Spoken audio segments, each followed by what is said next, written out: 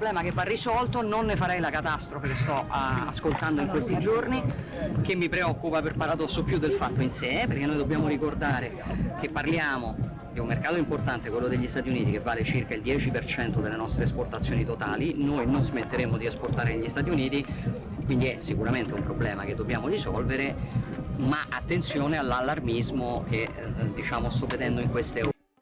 Italian Prime Minister Giorgia Meloni says Trump's new trade tariffs are a mistake, but stops short of calling them a catastrophe.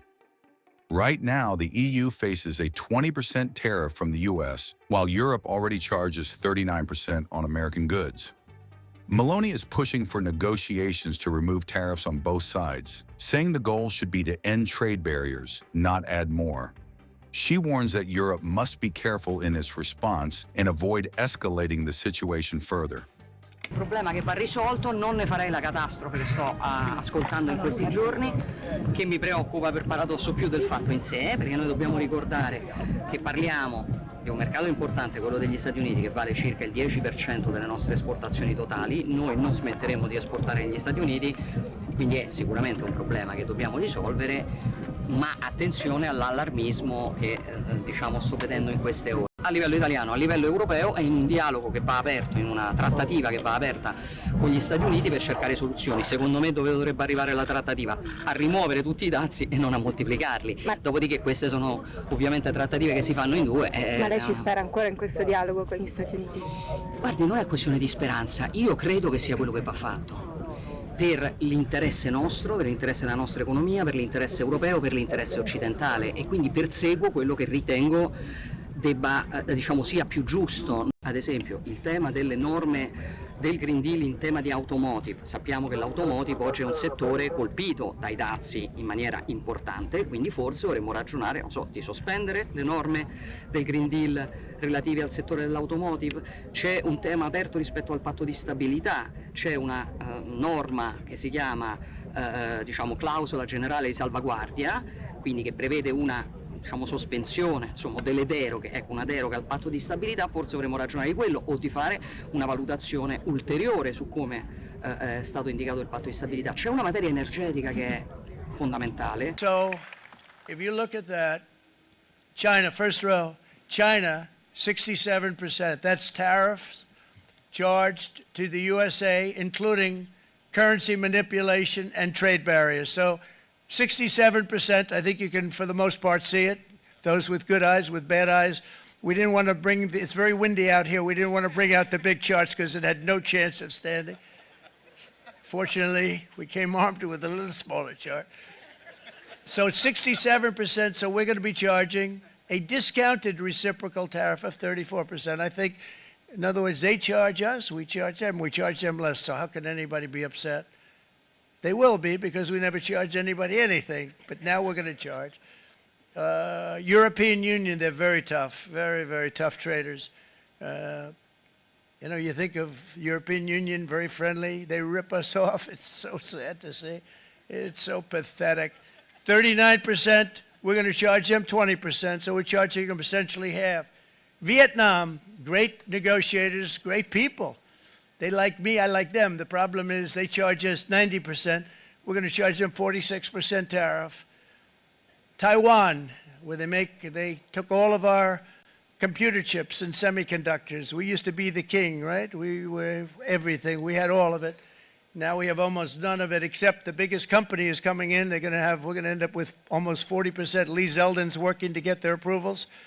And it's an amazing company. Mr. Wei, of one of the great companies of the world, actually. They're coming in from Taiwan, and they're going to build one of the biggest plants in the world, maybe the biggest for that.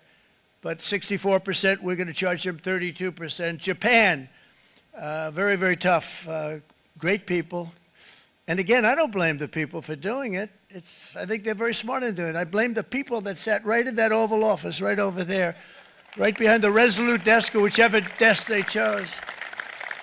Japan, 46%. They would charge us 46%, and much higher for certain items like cars, you know, little items like cars. 46%, we're charging them 24%. India, very, very tough, very, very tough.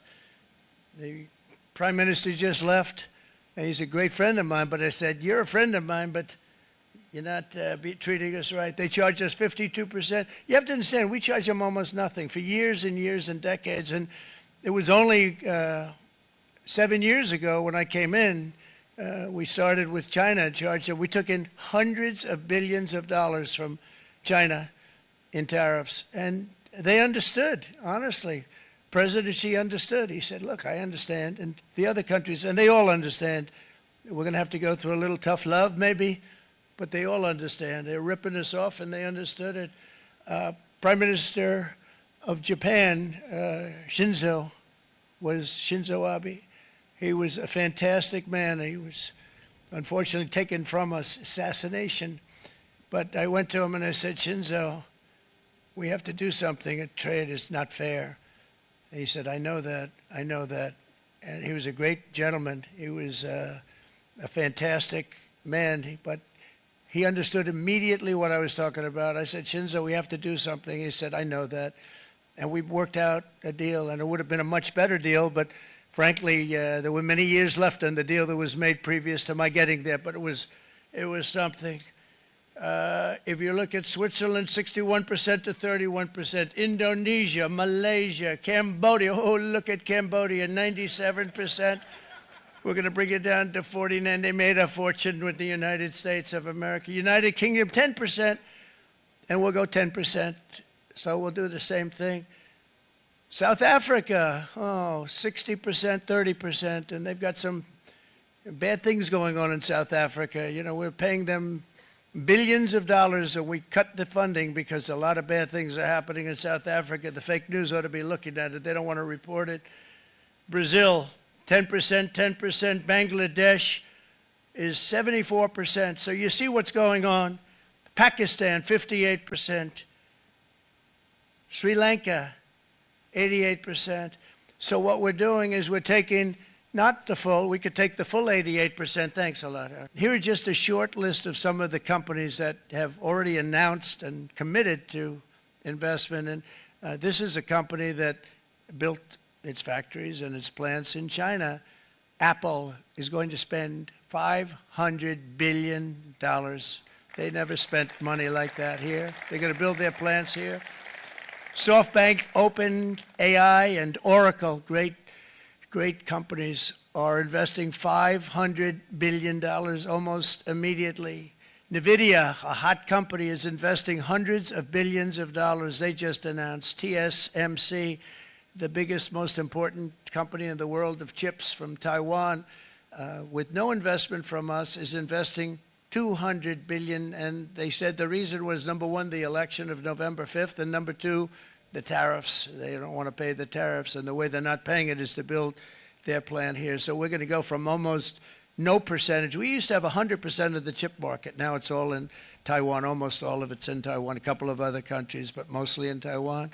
And think of it, we had 100%. We lost it because of people in that office that didn't do their job. They allowed it to be stolen from us. Johnson & Johnson, great company, $55 billion. Eli Lilly, $27 billion. Meta is investing $500 billion. Wow. DeMac is investing $20 billion. CMA, CGM, $20 billion. And then you have Merck and Clarios, Stellantis, General Motors, GE Aerospace, Honda, Nissan, Hyundai are all putting in billions and billions of dollars, and they're committed 100%. So. And we've never had, and this is after 2.5 months. This is after just a short, this all took place as soon as we came out with what everybody wanted to do. You know, I watched a gentleman today on television, he used to work with Lee Iacocca, a very respected automobile person, and he said, you know, because they're asking people, and they try and get as many negative people as they can, but they can't find them too much. It's pretty hard to find in terms of what we're doing, especially when they see all this investment. They said, so tell me, what do you think of what Trump is doing from the automobile standpoint? He said, I can't believe it. Somebody is finally, he's an older guy, real pro, really top guy, with Lee Iacocca. He said, I never thought I'd see the day when this would happen, where somebody had the courage to go and do what has to be done. This is transforming our nation. Our entire nation is going to be transformed, not only with the cars, but on every single other item that's built. We're going to become an industrial powerhouse. And he said that so beautifully today. In fact, I'm going to find out, I'm going to get a tape, and Bruce, I'm going to get that tape, and I'm going to send it to you out in Long Island, and you're going to play it for the people. And all your union workers and your non-union workers out there, you got a pretty even split. But we have, so far, it looks like we're going to have about $6 trillion of investments, and you wouldn't do that in years in this country over the last number of years. $6 trillion, and that's going to be much higher by the end of the year. And think of what $6 trillion is. You wouldn't have even a small percentage of that under this other system. We're going to be an entirely different country, and it's going to be fantastic for the workers. It's going to be fantastic for everyone.